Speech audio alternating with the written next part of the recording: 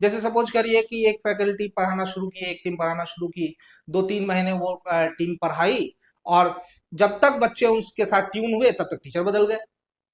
ये एक मेजर समस्या है हमारे हम लोगों के यहाँ। सबसे बढ़िया चीज आपको ये मिलेगा कि फैकल्टी चेंज नहीं होते हैं। जैसे आप कोटा से लेके समस्तीपुर तक के कोचिंग की यदि बात कर ले, तो एक मेजर समस्या बच्चों के साथ आता है कि फैकल्टी बहुत ज्यादा चेंज से एडवांस से हमारे 15 बच्चे एडवांस के लिए क्वालिफाई किए हैं जेईई मेंस में, जो अभी आने वाले जून में आईआईटी एडवांस का एग्जाम देंगे।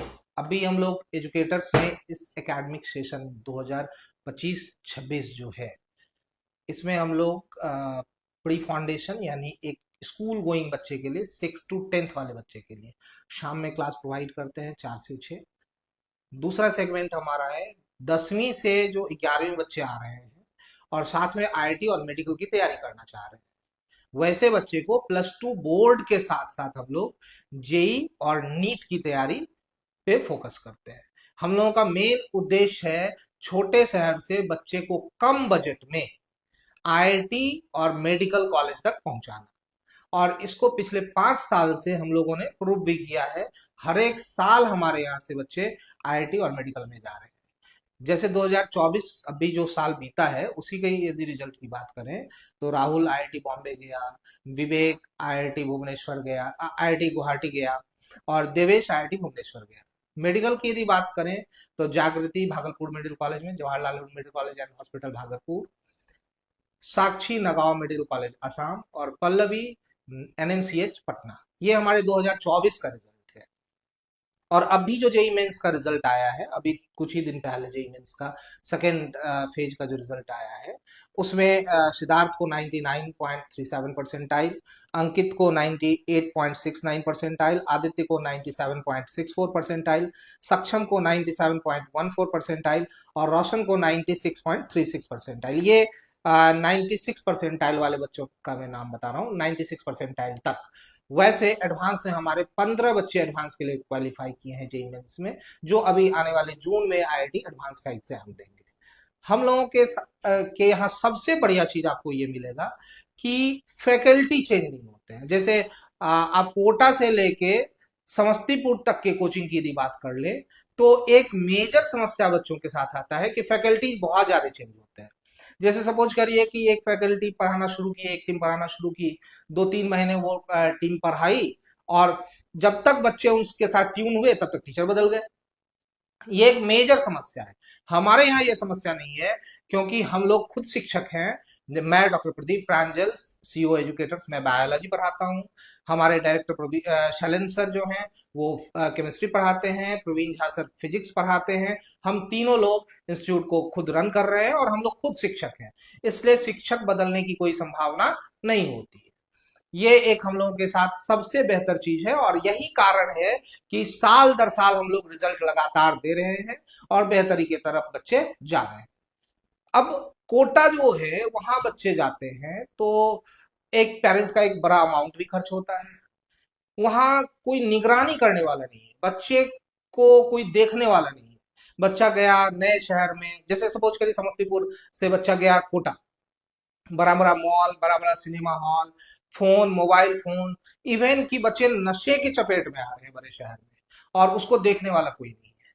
अब सपोज करिए समस्तीपुर शहर का बच्चा हमारे यहाँ पढ़ रहा है, या समस्तीपुर जिला के किसी भी गांव का नाम ले लीजिए, वहां का बच्चा हमारे यहाँ पढ़ रहा है, हमारे हॉस्टल में रह रहा है, तो पेरेंट के लिए इजीली एसेसेबल है। पेरेंट कभी भी आके हमारे जो बच्चे उनके यहाँ पढ़ रहे हैं उनसे मिल सकते हैं, हमसे मिल सकते हैं, कंसर्न सब्जेक्ट के टीचर से मिल सकते हैं।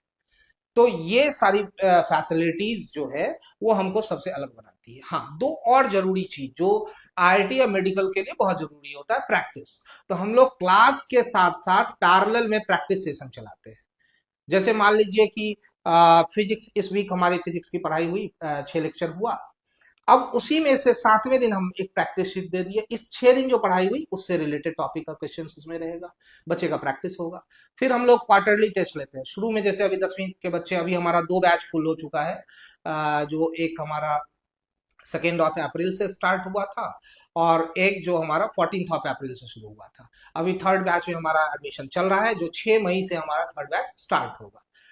तो मैं आपसे कह रहा था कि जो बच्चे अभी हमारे पास एडमिशन लिए, या जो 11वीं से 12वीं में गए, उनका लगातार टेस्ट होता है। शुरुआती टेस्ट हम लोग ऑल्टरनेट मंडे लेते हैं, एक मंडे ऑफ, एक मंडे टेस्ट, एक मंडे ऑफ, एक मंडे टेस्ट। बाद में ये टेस्ट की संख्या बढ़ती चली जाती है, फिर वीकली टेस्ट हो जाता है।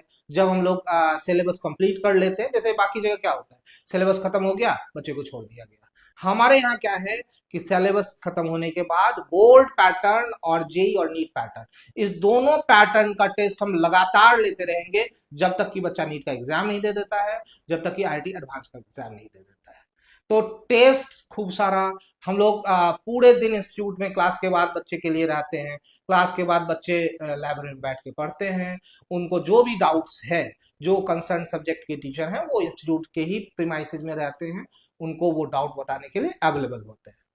कितने बैच आपके यहाँ चल रहे हैं, और अभी अभी नया हमारी कौन सा बैच अ, शुरू अभी हुआ है? हमारा 12वीं का 2 बैच है, 11 से 12th मूविंग बच्चों का, जो 2026 में जेई और नीट का एग्जाम देंगे। और 11th का भी हमारा 2 बैच कंप्लीट हो चुका है, अभी तीसरा बैच हमारा 6 मई से स्टार्ट होने वाला है। फिर इसके बाद शाम में हमारी प्री फाउंडेशन की क्लासेज होती है, जो मैं आपसे शुरू में भी बताया, जिसमें छठी से 10वीं बच्चे क्लास तक के बच्चे को स्कूल के बाद, बच्चे स्कूल जा रहे हैं, शाम में 4 से 6 हमारे यहाँ उनको पढ़ाया जाता है। उसमें भी सब्जेक्ट वाइज टीचर है, जैसे फिजिक्स के अलग टीचर मिलेंगे, केमिस्ट्री के अलग मिलेंगे, बायोलॉजी के अलग मिलेंगे, इंग्लिश के अलग मिलेंगे, एसएसटी के अलग मिलेंगे, मैथ्स के अलग, सारे सब्जेक्ट के अलग अलग टीचर होंगे। और उद्देश्य क्या है कि जो सीबीएसई का करिकुलम है, सिलेबस है, उसी सिलेबस को इन डेप्थ पढ़ाया जाए, ताकि उनके लिए आगे आईआईटी मेडिकल का राह आसान हो जाए। जैसे आप देखते होंगे कि बच्चा बाहर जा रहा है, कोटा जा रहा है, पटना जा रहा है, दिल्ली जा रहा है, और फिर भी रिजल्ट नहीं हो रहा है। उसमें कई सारे कारण हैं। तो एक मेजर कारण ये भी है कि शुरू से बच्चे को कॉम्पिटिटिव लेवल की पढ़ाई नहीं मिल पा रही है। इसी उद्देश्य से हम लोग प्री फाउंडेशन की कोर्स करवा रहे हैं, जहां बच्चे को शुरू से ही एकदम छठी क्लास का बच्चा है, वो मैथ्स पढ़ रहा है, अपने ही टॉपिक को इन डेप्थ पढ़ रहा है, कॉम्प्रिहेंसिव पढ़ रहा है, लॉजिकली पढ़ रहा है, उनको रीजनिंग हम लोग अलग से सिखा रहे हैं, ताकि आने वाले दिनों में जब कंपटीशन फेस करना पड़े तो वो उनके लिए आसान हो।